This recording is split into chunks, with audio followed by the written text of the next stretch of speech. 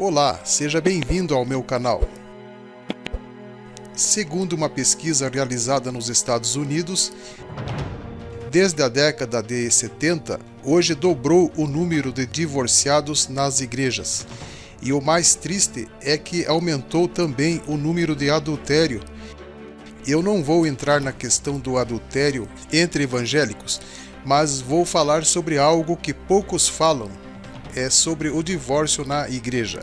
Na Bíblia está escrito: digo, porém, aos solteiros e às viúvas que lhes é bom se ficarem como eu, mas se não podem conter-se, casem-se, porque é melhor casar do que abrasar-se. Os cristãos sabem que o sexo fora do casamento é pecado, por isso os evangélicos são os que mais se casam. A maioria se casa muito jovem e com pouco tempo de namoro. Pois bem, na maioria das igrejas tem mais mulheres que homens, e muitas dessas mulheres não vão ao culto acompanhadas de seu marido. Os maridos ficam em casa. Há muitas irmãs que enfrentam grandes problemas com seu marido, pois geralmente quando a esposa se converte, o marido não gosta que a sua esposa vá à igreja. Isso tem causado muitas brigas entre casais.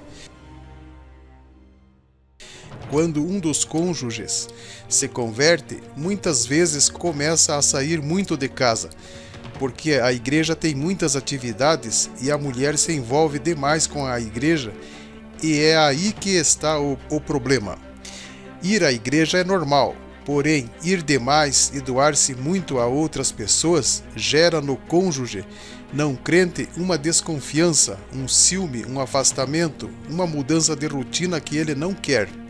Muitas mulheres, quando se convertem, se tornam uma crente fanática, fica mais na igreja e não dá atenção à família e ao marido.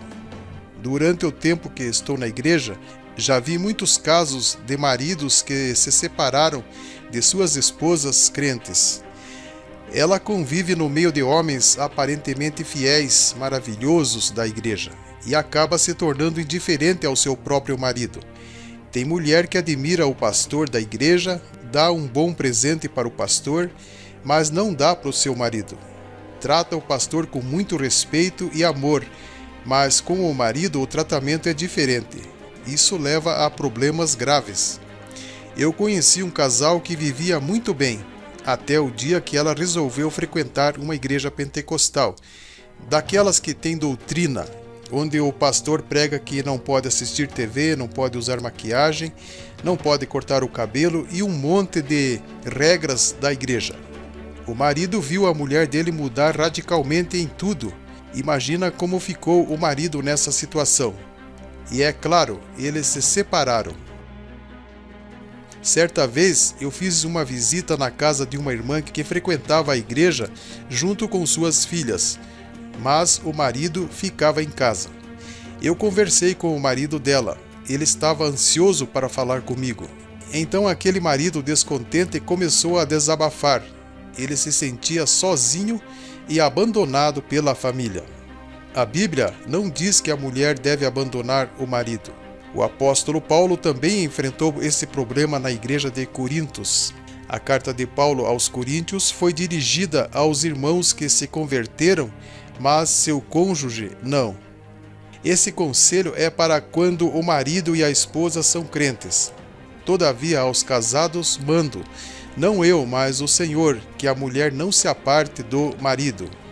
Se, porém, se apartar, que fique sem casar, ou que se reconcilie com o marido, e que o marido não deixe a mulher.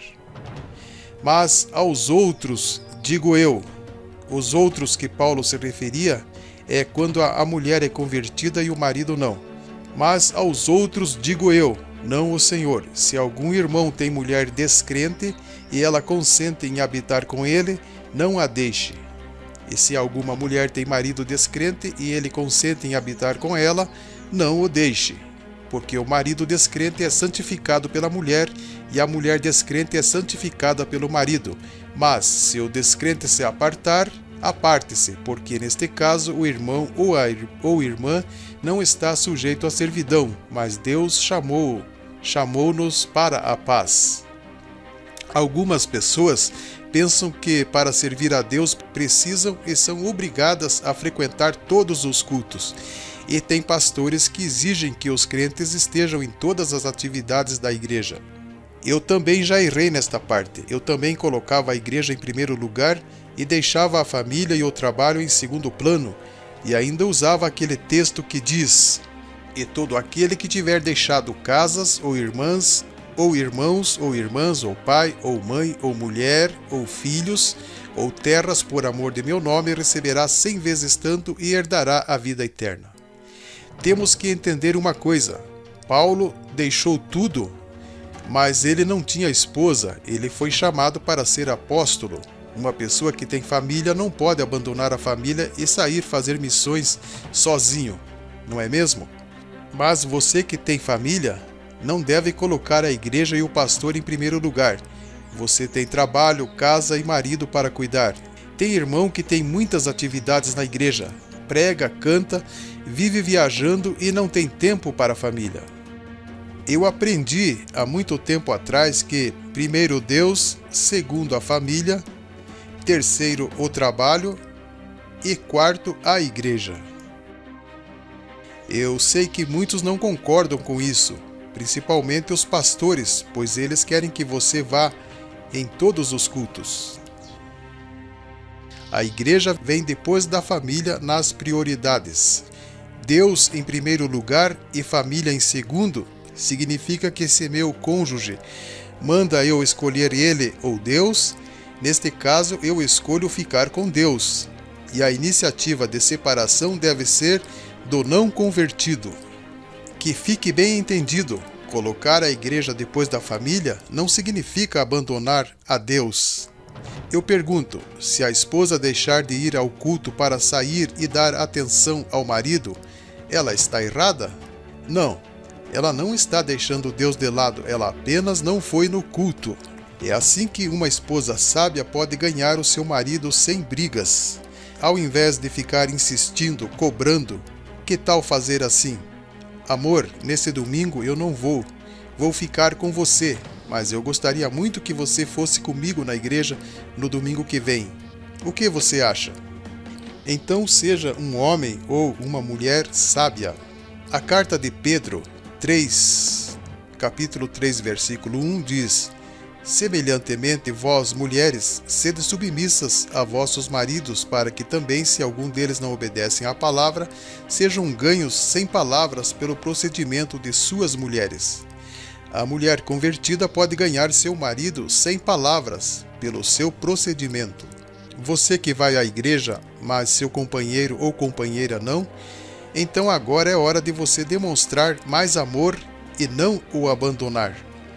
Ganhe seu marido sem acusações, sem brigas, ganhe sem palavras pelo seu procedimento. Quantos cristãos têm negligenciado a sua família? Não dão atenção para os filhos e depois se queixam de vê-los desviados, porque colocaram a igreja em primeiro lugar. Outros trabalham demais, colocam o trabalho em primeiro lugar. Coloque Deus em primeiro lugar. Em segundo, sua família, terceiro, o trabalho, e depois vem a igreja. O quarto mandamento diz que Deus nos deu 6 dias para trabalhar, cuidar da família, e no 7º dia é o dia do Senhor, é o dia de ir à igreja. Deus te abençoe e até um próximo vídeo.